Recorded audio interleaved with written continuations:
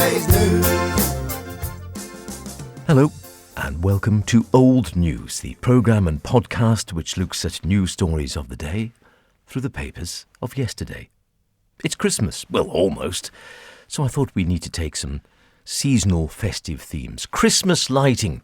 Some people love it, some people hate it. There's plenty of it, more than ever, I would think, these days. How does it feature in the papers of yesteryear? Well, quite broadly, if you put in the search term Christmas lighting, whether that's street lighting or lighting the world or just thinking a little bit more figuratively. If we go to the Examiner, Friday, December the 8th, 1939. War had just broken out, of course. Christmas lighting in shops. British Ministry's approval. Manx order on its way. An official notice in this issue intimates that a government order is being made to permit a measure of lighting for shop display from now onwards as an experiment to help Christmas shopping. The British Ministry scheme in this connection has met with general approval. Mr. Patrick J. Howling, General Secretary of the National Chamber of Trade, told a press representative this week that there had been urgent requests by traders for some relaxation of the lighting restrictions as far as shop windows were concerned. Two very valuable objects would be achieved. One was the identification of the shops and the nature of the business carried on, and the other was some measure of display for their goods. The ministry scheme provides two alternatives. The first is a modified form of shop window lighting. Box-like containers are used in which a lamp shines through a slot covered with tissue paper as a means of illumination. The other alternative is a display cabinet in which the goods to be exhibited are placed and illuminated by diffused lighting. Of course, lighting restrictions coming in, we didn't know whether we were going to be bombed here on the Isle of Man. We stay in 1939, the year of the outbreak of war, in the Examiner, Friday, December the 1st, in this case. Wanted a lighter Christmas, we're told. Events which have not taken place since the war broke out, up to the present at least, have shown that the Governor was right in his opinion that the Isle of Man would be a comparatively safe area.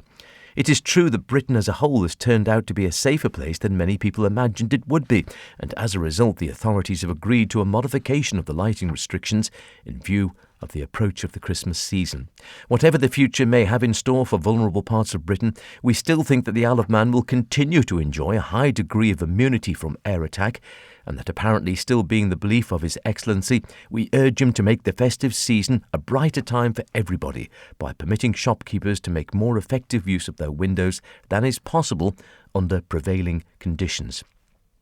The easing of the restrictions for a few hours in the early evening would be greatly appreciated by both shoppers and shopkeepers, and we hope His Excellency will do his best he can to achieve something on the lines of what is to be allowed in areas much more liable to air attack than is the island. Incidentally, the article goes on, soldiers who have been home on leave from war stations in England have expressed amazement at the completeness of the island's blackout compared with the areas in which they are situated, and the thought arises whether or not our people have been forced to go to an unjustifiable extreme. A good question, but of course no one knew at the time. And I suppose that was the million-dollar question.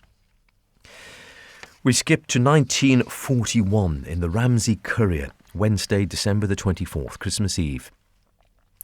And some solemn words, perhaps we should say. The Third Christmas of the War is the title. The Yuletide message rings out above the noise and horrors of the war. The Christmas bells are silent for the moment, but the shining light of Christmas and of Christianity still burns. Men who set themselves up to conquer the world have come and gone in the past. They have come and gone, but the spirit of Christmas remains. Today we are witnessing the clash of opposing doctrines. On the one hand, a mode of living that would deny to mankind any vestige of that freedom, the right to which is inborn in the human race. And on the other, those great liberal and democratic principles which we in this country hold to be the true foundations of civilization. Man seems to have forgotten, however, that the one doctrine on which a sane and happy world can be built is that given to us on the first Christmas Eve, peace on earth, goodwill to men. That lesson is being learned by bloodshed and ghastliness, but as the great Lord Haig said in his famous Backs to the Wall message, believing our cause is just, we shall fight on to the end. The article goes on, this is the third Christmas of the present war. We have toiled and endured over 2 hard years, years of many setbacks, disappointments and reverses. But who would say today that victory over the forces of evil is less certain now than it was last Christmas? The goal might not yet be in sight. There may be and probably will be many more trials to endure, but so long as the freedom-loving nations of the world stand united together as they are at this moment, victory is certain. We therefore stand at the alert as we look to the future. We are encouraged by what has already been achieved against great odds, and we are sustained by the righteousness of our cause. It would be idle to talk of a merry Christmas this year, but there is no reason why it should not be a happy Christmas, for we have more to be happy about than our evil enemies.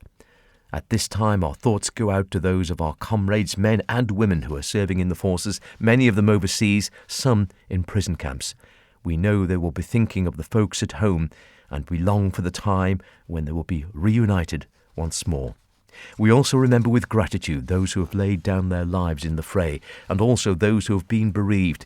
We hope that for all this Christmas they will be as happy as possible in the circumstances, and to all our readers at home and overseas, we extend the age-old wish for a happy Christmas, followed soon, we all fervently hope, by an enduring peace. Rather well-written words in the Ramsey Courier of 1941, it was in that case.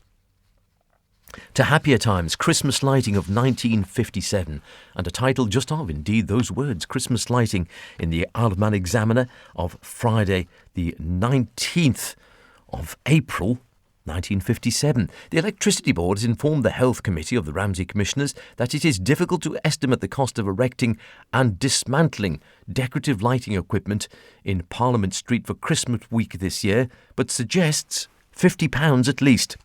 The committee has informed Mr A.S. Kelly on behalf of the shopkeepers in Parliament Street that the commissioners are prepared to loan equipment for the lighting on the understanding that the shopkeepers will defray the cost of erecting and dismantling the equipment.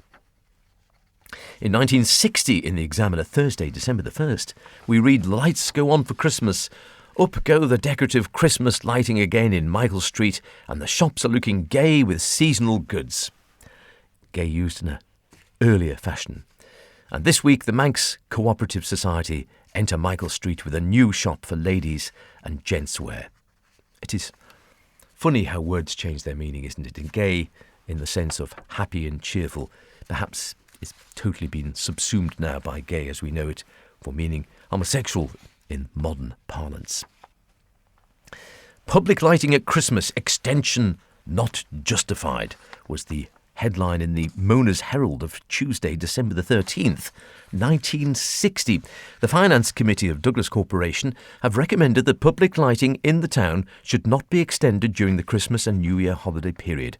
The town clerk, Mr D.N. Blakey, reported to the committee that in previous years public lighting had been extended at Christmas and New Year from 11 p.m. to 2 a.m.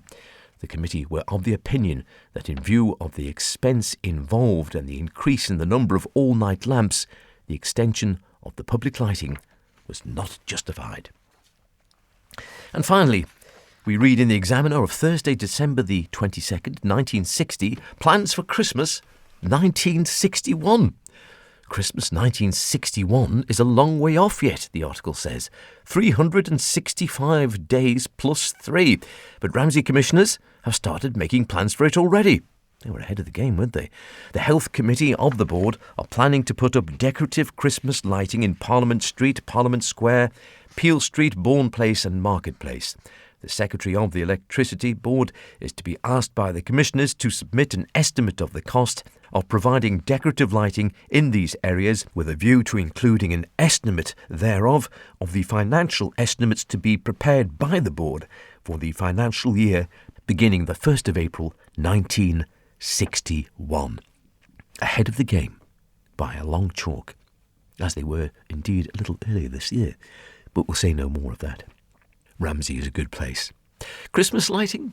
Well, yes, not so much Christmas lighting during the dark years of the war, but now, perhaps more than some people would like. Who knows? Whichever way we look at it, bright or dark, It's all old news. More on the podcast, of course. Until next week, cheerio. You're gonna be yesterday's news.